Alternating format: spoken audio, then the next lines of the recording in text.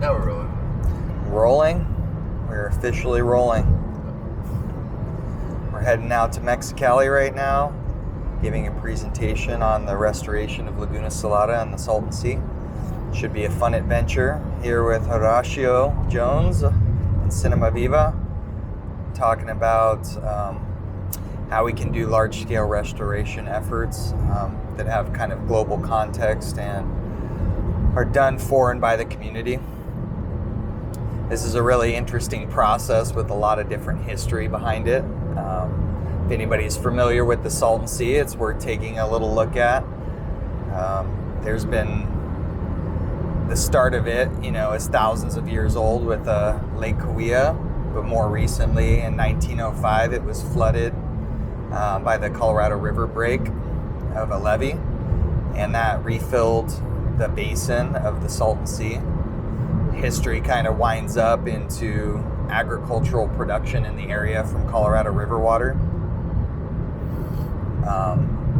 It was a mecca and a haven for recreation of Hollywood people back in the 40s, 50s, and 60s. And then they had a flood that created a little bit more of a influx and liability when they flooded out some homes and regions. And some agencies had to buy out different property owners. And since then, it's kind of been in a declining situation of toxic algal blooms, eutrophication, and then just the smell of fish die-offs due to eutrophication coming from all the agricultural runoff. That's what really got me and our company, Aegis Inc., interested in the Salton Sea, is that eutrophication is not just an issue at the Salton Sea. The more research I did, I found out that it's an issue in the Bay here in San Diego, Mission Bay and San Diego Bay, where it's actually a dead zone. Thinking about a dead zone made me think about how you kind of clean up those type of situations and what's the best way. For me, it was really attacking one of the worst water quality issues in Southern California, and that was the Salton Sea. Not just from a nutrient mitigation standpoint, but from a salinity standpoint. Salinity is one of those issues, and increased salt content is one of those issues that kind of plagues the world with our water resources. So it became an interesting opportunity to look at how and why we can clean up water bodies and how to do that most efficiently. We actually started designing algae systems to clean up water and just realized that there's a lot of other people that are doing that. The opportunities to create algae systems end up being really expensive to harvest and dewater algae.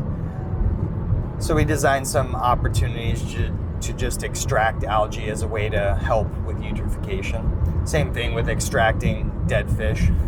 Not that it's a glorious job, but it's a job that should be done by somebody. And so we founded our company looking at the Salton Sea. We looked at how you can best mitigate nutrients and discovered a new partner, an industrial company called Floating Islands West, that have a floating island system that extracts nutrients with natural passive plant species. And it ends up being a pretty cheap alternative, which is kind of interesting. And then we started evolving more and more and more. How could we best suit and best fit into project management? How we best can fit into putting all the pieces together. And that really comes to where my training is in architecture and real estate development. We put the pieces together. A lot of other people are great at doing their systems, their floating island or their algae system, but there's nobody that can tie the circle and bring all those different companies together effectively.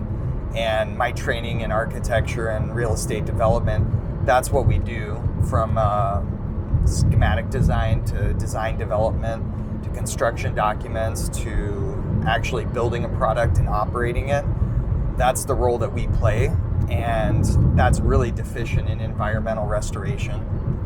There's not any particular companies that know how to effectively restore ecosystems, and nor do we.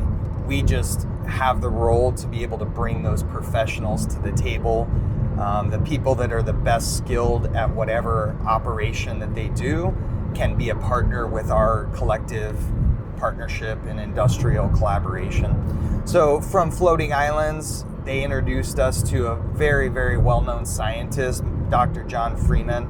He works at Intrinsic Technology Corporation. He's also heavily involved in the phytoremediation and phytomining Consultants United, which is really an interesting company that focuses on mine spills and oil spills, and they use plants to extract all the toxic chemicals, and the plants themselves break down the most harmful elements of those contamination events.